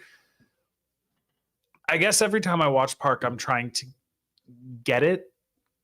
And I feel like I'm playing from a catch-up perspective, whereas those who have seen him before, like the rest of the Puck Prep team, like I know they like him. They stand by. I read those old game reports, and he was legitimately amazing and dominating games back then. And I don't really know what to think of him. I'm torn in between knowing what he was and like kind of just like seeing for myself and going like, yeah, I don't really know. And Zellers doesn't have that same reputation that Park did coming into this, but Zellers was someone who, like, when he's in open ice and he's playing against like guys who aren't really good, he looks like the best player you've ever seen, or like some super high end prospect. But Zellers is a guy I kind of think is going to hit a bit of a wall when he makes a jump. Not one he can't get over, but like he is going to have an adjustment period. I've watched a lot of the guys who played at this level last year in the high school, and I've seen how they have transitioned to USHL this year, and most hit a wall. I think with Zellers, I think he'll be a good college player from what I've seen. You know, same with pretty Park. dynamic guy. Park, I just haven't really seen it with him. I watched him with Green Bay last year a couple times and did not see a whole lot there. But I mean, obviously he played 4 games with them and like barely played, so who cares? And those guys kind of like struggle sometimes when they get those small game samples. And the bar for prep school for me is very, very, very high. And I don't think either of those players really meet. Like Zellers is on my watch list because I'm curious if he goes to the USHL this year or something and what happens. And I don't want to forget he exists. But you want a Shattuck player who's fun, just for fun, since we're talking Shattuck, let's talk Riker Lee. Dude's just fun. He's a late 06, right? Yeah, he's a late 06. He's a small guy. For NHL draft purposes, it's just like he's in that, like, if you were a taller, longer player, like an NHL team, it's going to be hesitant, but he's going to be a great college player. Riker Lee's got like hands. He's got like hands. Oh yeah, that boy's got like hands. All right. Duly noted. I'll file that one away. I've heard his name and I think I've seen him before, but never really paid much attention because he's fun. He's just fun. We're talking since we're already on Shattuck. He's just fun. Speaking of prep school, someone asked about Dean Letourneau. Someone, if either of us have seen, he seems to be on radars. I have seen him play. I've seen a bit. Yeah. I mean, he's really big, but I don't think he's very good. Like, he's huge. And I watched him with St. Andrews a little bit from, I want to say, late last year. I don't know if it was early this year or late last year. Will, pardon the interruption. John Tavares, career point 1,000 on the board with 4.4 seconds left in the game as the Leafs tie it, and we're probably going overtime. Wait, you lead with Tavares scoring 1,000 points and not that they tied the game with 4 seconds left in the game? Yes. That's pretty amazing. Yes. It's just a great story all around. It is a great story. That is pretty amazing. Go Leafs, go. Did they boo? Let me turn on my television. Come back to us if they let us know what they did, but they are booing. Of course, there it is. Yeah, told you, knew it. Dean Letourneau. I mean, I watched a bit of him last year. I think it was last year, and I think the thing with him is at the Canadian high school level, if you are 6'7" or whatever it is that he is, you can just play keep away and just go straight to the net. And I feel like that's what he was doing a lot. And when you're that big, it's very. I remember a time I was playing Shinny one night, and this was Letourneau. What? No, it may as well have been. This guy steps on the ice, and I mean, he was pretty good, you know, not saying that I'm like better or amazing at hockey, but I can move. And this guy might have been 6'5", maybe 6'6".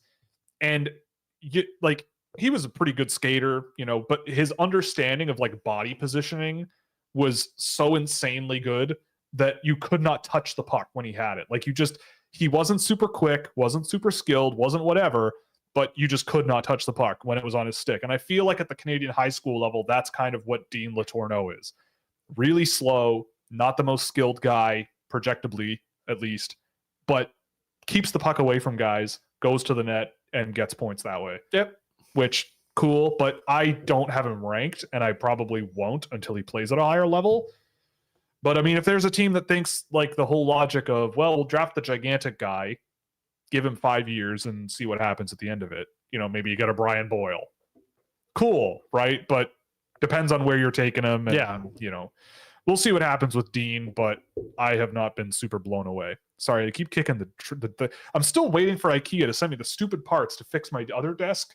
So we're still dealing with this, but sorry, I'm just going to vent my frustration about IKEA. They said 5 to 7 business days, and it's been about 9 or 10. And dang it, if it's real close, we could just like go over and beat up IKEA. You're still not as mad as the Islanders fans right now. The True. Sportsnet broadcast just cut to some guy giving him the finger as he scored his 1,000 point. That's awesome. At least one Tavares jersey is being set on fire tonight. They were all lit on fire the day he left the Islanders. Yeah, but there's a few people who are like, those guys are idiots, but now sit there with regret and see that moment. And I'm just like, get the gas. Yeah. Get the butane. Get the butane. Get the really flammable stuff. If I had a good New York accent, I'd bust it out right now, but I don't. Yeah, I'm not even going to try. No. I will work on it, and then 6 weeks, I'm going to have a bad one at least. Yeah. With the Sharks getting Pittsburgh's top 10 protected pick, I forgot about that. And how this draft is shaking up. Should Pittsburgh keep this year's pick if it's in the 7 to 10 range? And how would the Sharks fare drafting 10 to 15 if they do get the pick? It's one of those interesting ones where I almost always say you don't play games with next year's standings, and you just kind of. So from Pittsburgh's perspective, you keep the pick. Yeah. If you're sitting at like 8th overall in any given draft, you keep the pick. You keep the pick. Right? Like, because is Pittsburgh going to be worse next year? I can't say no, but I also can't say yes. I don't know. Especially when they have Mark Johnstone on the team, who, shouts out to Mark Johnstone, by the way, first NHL game, a guy I really liked with the Marlies last year when I saw them play, playing in the NHL now, which is good for him. But anyway, we'll see what happens with the Penguins next year. But generally, teams don't move those picks. Like, they don't kick the can down the road. So I imagine if Pittsburgh has the option to keep it, they will. And if they don't get the option to keep it and it goes to San Jose in the 10 to 15 range, I mean, this draft is so weird. Like, there's going to be so many options that are all probably going to equally be fine. Like, Liam Greentree in a San Jose Sharks jersey sounds like something that could make sense. It'd be good. TJ Ginla. I mean, he's going to be good no matter where. I feel like TJ Ginla in a Sharks jersey could be kind of what Mike Greer is looking for. Just trying to think of the players they drafted last year, right? Like, they drafted Will Smith, obviously, but like Kasper Haltonen and who else did they draft last year? I mean, if Michael Brunzeg Nygård is there, maybe that's a guy that puts on a San Jose Sharks jersey. But I can't believe you're still doing that. Dude, I have to. You can't not. It's a lot of fun. You should try it sometime. Also, the Leafs lost. Even though, well, of course they did. Well, they suck because they don't have Michael Brunzeg Nygård. Yeah, they don't have Brunzeg Nygård. Oh, they got a point with 6.4 seconds left. So, I mean, name a tradition better than the Leafs and not winning in regulation, right? Like, they didn't win in overtime either. Yes, but name a better tradition than the Leafs than losing. Smart Alec. Anyway. Those are some names, I would say, and we can move on. When is the rundown of the World Juniors coming? God bless. So the World Juniors, we're going to do a show a week Thursday. So the 18th, or no. 21st, I want to say. The 21st. The 21st of December. Yes. We are going to do a big get-together of multiple different people to preview the tournament. So look forward to that. I will also be putting together a written outline of what's going on at the World Juniors and sort of my personal take on stuff. And that will be available to subscribers first. And I'm going to do that once more rosters and some cuts come down the pipe. So look for that in the next week or so leading into the tournament.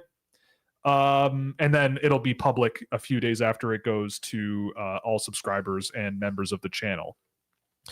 Someone asked about the Kraken, and then we talked about them. Okay. So we were just talking about Michael Brandsteg-Thugard, and someone asked for a rundown on him, and I just watched him today. Yes, so you did. this is fresh in my brain. I mean, NHL teams, I think NHL teams are going to run to the draft stage and draft this guy. He's an NHL player through and through. What was the dimensions?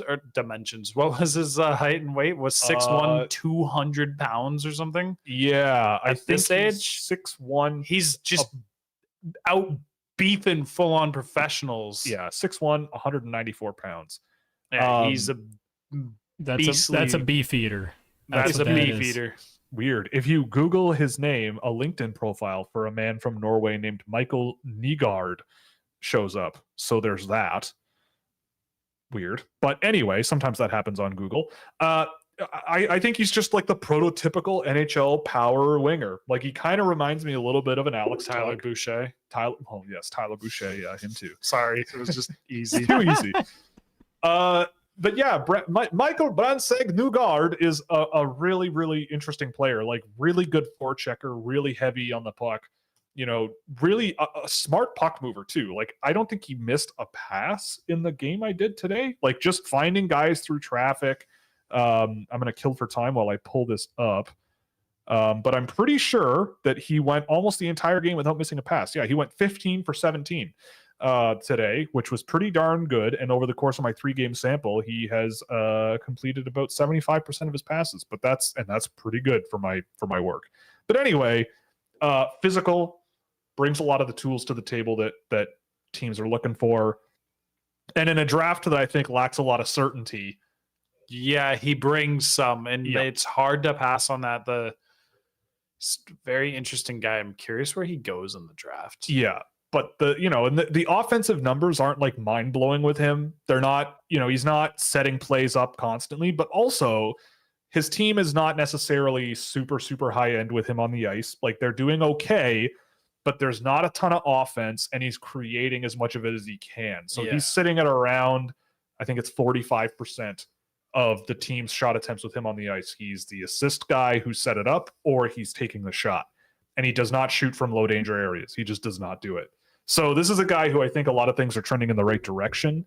A guy who, after watching him last year, I wasn't super high on, but now I see. I remember thinking the same thing when I watched the D-1 footage in the summer. I was like, this is the guy? Yeah. Now I see him like going into board battles against grown men and just kind of not even looking phased and coming out with the puck and just getting it onto another teammate's stick and moving into the next space he's got to go. And I'm like, okay, that's the guy. Yeah. Scott asks about people are going to laugh at this, but I know what he's talking about. Have you had the chance to watch Miroslav Shatan yet? Any thoughts on him? So remember Miroslav Shatan from when we were kids, the Buffalo Sabre, that guy, number 81, Satan. Wasn't he a Penguin at one point? That too. He was. When I was a kid. That's where he was. Feel old. He was a Buffalo Sabre for years when they were really, really good and terrifying, with like Dominic Hasek in net and everything. But his son is now a draft eligible. Okay, for this year. This is where we're going with this. And his son is 6'7". Yep. And a string bean. And if we're talking Dean Letourneau, I'm taking Miroslav Shatan, I think, any day of the week. And I don't think he's particularly great, but he's a very interesting player. Like, if you want to bet on a guy who can move around the ice really well, is extremely tall and should fill out and all those physical things, he'll do all those things. He's currently at the World Junior A. He's currently at the World Junior A Championship with which I am watching, and you and I are going to split up. So he's a name that I would keep an eye on. But Slovakia is also not a particularly great team this year. The Slovakian team is getting killed. But Shatan, I thought, he's a guy who's really tall and moves really well. Yeah. His puck touches are not phenomenal, not the best shooter in the world, but for a guy that is big and gets around, pretty darn good. And I think it's worth taking another look at him once the tournament comes to a close or as the tournament's going. And, because he's playing right now, he's playing, I think, junior hockey in Slovakia, which is not a particularly good level of hockey. And I think he's around a point a game, which historically is not great for that level. So if he plays more pro hockey with the U18 team there, than he already has, then I'll certainly check that out. But he's an interesting one. Okay, Jeremy. Here we go. Bonsoir. Bonsoir to you. Bonsoir. Nikita Artamonov or Igor Chernyshov? Artamonov. Yeah, I would go Artamonov as well. I like Chernyshov. I like Chernyshov too. Artamonov. I liked him and I saw him. I'm lower sample on him than I am with Artamonov. Yes. I liked him. Big guy. Has some interesting skill with the puck. I just don't think I've seen all of what he can offer yet. So I'm excited to keep watching. But even then, it's hard to see what that is better than what Artamonov is. Man, that guy is a dog. I don't know how I'm gonna say it every week that I'm sitting in this chair and his name is mentioned. Dog, smart, and brilliant player. If I may spoil where you're at with him, I'm pretty sure he's in your top 5. He got bumped to 6. Okay, wow. I just got weird deja vu. So maybe we had that conversation last week, but the deja vu's still going. This is really spooky. It's still going. Nah, he's in a tier right now where it's like he could be 5 though. Like he absolutely could be 5 in the neighborhood. Like it just became. It's the 5 players you basically expect to be ahead of him. It's Celebrini, Demidov, Katten, Lindstrom, and Yzerman. Right. And it's just like it depends. It goes back to what we said earlier, man. Guys like Cole Yzerman and their shot, they're rare. But sometimes if you're known for your shot, you're just, what the rest of that hockey that's got to be played. And when I watch Artamonov, that dude just plays hockey. I know it's such a stupid thing to say, but that guy. It's not stupid. No, it's on brand. It's on PTFG, brand. baby. That guy plays the game so well. He's just constantly moving in the right direction of play, executing plays at the right pace. He's going up against KHL guys, and it's just he doesn't even look remotely out of place. 100% agree. I Dude's after a rock star. After the last time we talked about him, I kind of thought, Sam's got him super high, and I don't have him that high, but I do really like him. So maybe I should take the week and take another look at him.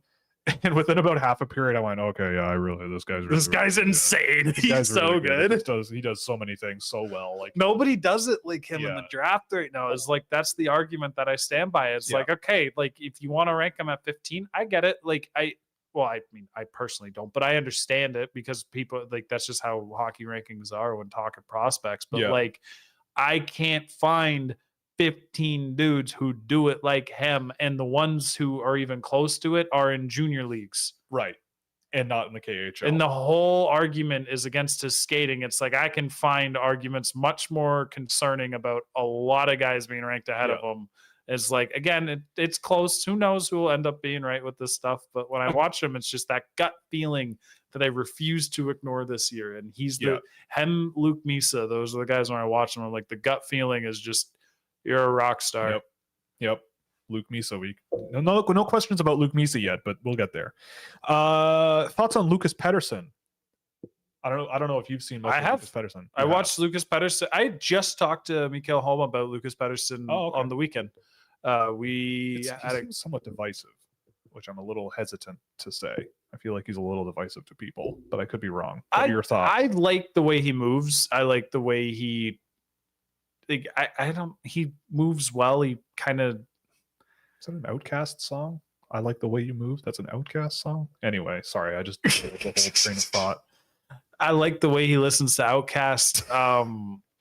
Should have him on the show. Yeah, I remember watching his D-1 in the summer and being like, yeah, you're close to something. You're not someone I'm overly interested in right now because you're not doing a whole lot, but like you're moving a lot. You're getting into the right areas. You're just not there yet. And then when I check in on him this year, which is not as much as I've wanted to at this point, I'm like, okay, he's doing things in those areas now. They're still not always the play that I want, and it's about separating like what I want from what the player is doing and what the player can offer. I don't know. What are you thinking on him? I know you like him more. I like him a lot. I think, but only insofar as like I think that him in 5 years is going to be a hell of a hockey player. Like really, really fast straight line guy. Really great rush offense guy. I think he's got a lot of skill as well. I just think it's kind of, AJ, you're going to probably want to hurt me, but like there's a bit of like a Fabian Lysell kind of vibe to him where you kind of just want him to simplify things a little bit and like not. Fabian's perfect. Don't you talk bad about my boy. Yeah. But anyway, I think there's a lot of potential. It's just there's not enough execution and a lot of sort of carelessness. So I can understand why people don't really like a lot about him or think he's not really a super high-end guy. But the potential is huge. Like if there's a bit of a, sorry, my eye is very itchy. If there's a bit of like a Jonathan Dahlin vibe where at the junior level he's going to shoot the lights out and you need the right NHL team to like be patient with him and sort of take the good with the bad and focus on the good, I think he's a good option. I think if he's a guy that slips out of the first round, you're going to have trouble finding a more interesting sort of potential player in terms of potential, but he is quite frustrating, and I can see why people might not see him as highly as I do, but I really, really like him. Andrew asks a very important question. Thoughts on the 15 natty lights in my fridge and their chances of seeing tomorrow? At least they're natty lights. If they were not light, then I'd be concerned. But if you, I mean, hey man, we condone, as long as you're at home and like on your own premises and you don't have to drive anywhere or something, like, Uber Eats some popcorn, bust out the natty lights and watch all of it. You'd Uber Eats popcorn? You can. I know you can. That's what you'd Uber? Well, what would you Uber? Not popcorn. Not popcorn. Okay. Like Middle Eastern food, maybe? Okay, sure. It doesn't really roll off the tongue as well. Yeah.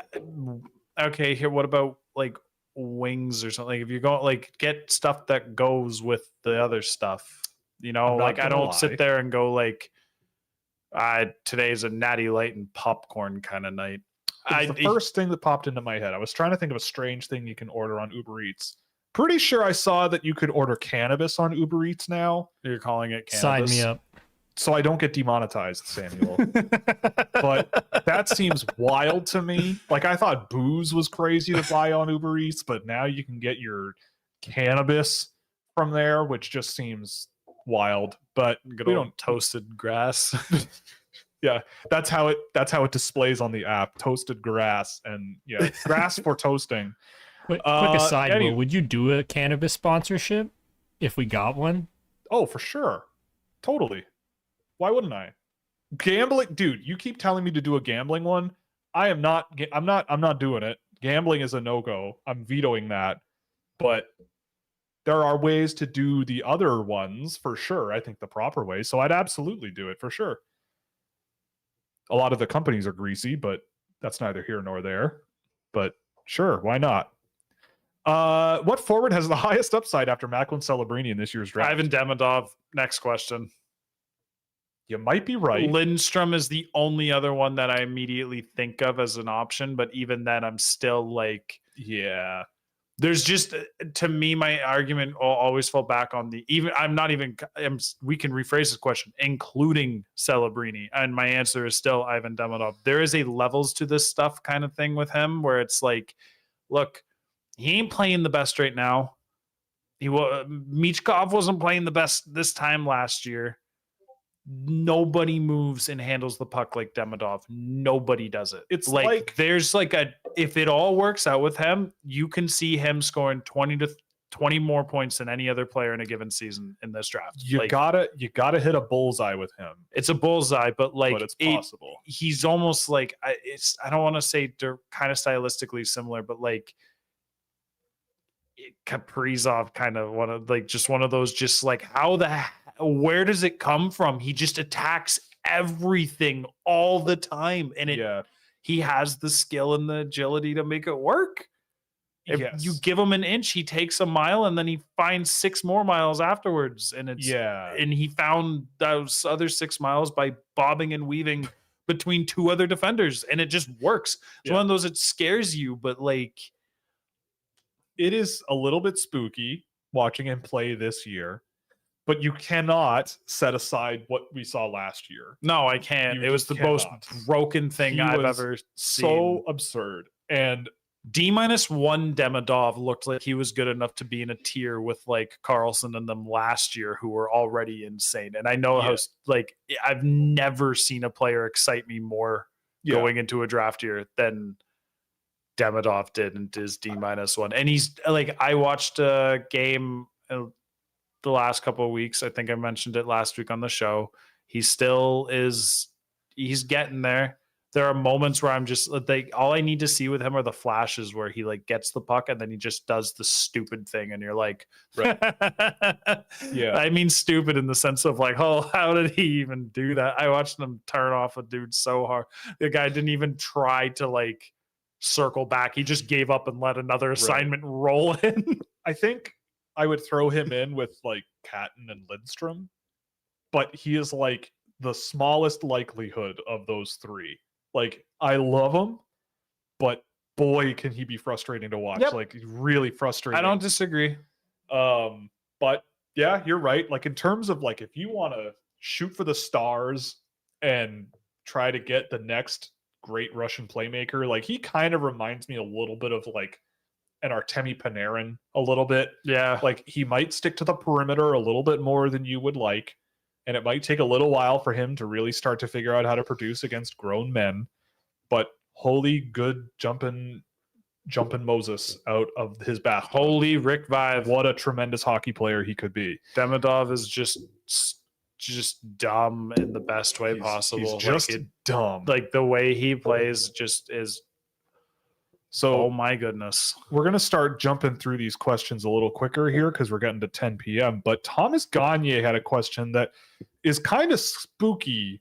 And Sam, you might know why this is kind of spooky, but he asked about Terrence Smith or Harrison Brunicky thoughts. Yeah. I know. So for an explanation, Sam and I chat privately, and sometimes those discussions include Joel Henderson at Puck Preps. Just, it's all one big happy family. And literally 5 hours ago, maybe 6 hours ago, we were talking to Joel about these two random players. Specifically these two players. In comparison. Yeah, literally talking about both of them combined. What? Which is like one of our phones was hacked. Yeah, someone has hacked us, which is really spooky. My goodness. So good on you. That's question of the month for Tom. That's question of the life. Yeah, that of all 6 seasons of this show, that's the best one.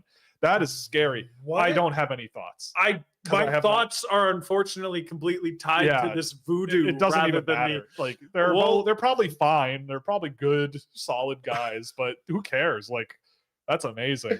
I know that Terrence Smith is. I'm just stealing Joel Henderson's work, but I'm allowed to do that because I work for him at Puck Preps. Terrence Smith is better EJ Emery, and Harrison is an interesting guy, is basically the general stance on that. Fair enough. I think that was what. Okay. I think those were the words. And if not, Joel can tweet me and yell at me. Okay. I'm just blown away. I'm sorry. I'm just That's so I don't wild. even think I don't even know if I said what he said right. Maybe I got it backwards. I'm so kerfuffled. Oh, and oh my God, David St. Louis just popped up. Hello, David. Hello, David. I'm also watching Terrence Smith and Harrison Brunicky right now. What? While listening to the stream. What? Weird. What is happening? Something happened to. I don't know what is going on, but this is terrifying. Legitimately terrifying. Hello, David. By the way, good evening. Hope you're doing okay. I'd like to hear your thoughts on Consta Hellenius. I know we need to like recover a little bit, but like we'll get through this, and then there's one more we'll cover before the end of the show. But Consta Hellenius, and then we'll do some housekeeping and sign out. I'm still on the same exact position I was the last time we asked, which is he's a good hockey player and he's not as good as some people are kind of making him out to be. The tools just aren't there for the crazy high upside, but he's a smart player, and a smart player without a lot of tools, as I'm learning from the years, can score a lot of points in Liga, but that doesn't necessarily mean more than maybe we should be a bit cautious about how we evaluate production from Liga. It's kind of fascinating to me watching him and Topias Heinonen, who are both on the same team. I have been more impressed with Heinonen when I've seen him. Hellenius, I agree, like there are smarts there, but it's kind of similar to the Kamel Lambert. I wasn't going to say it, just like dialed down.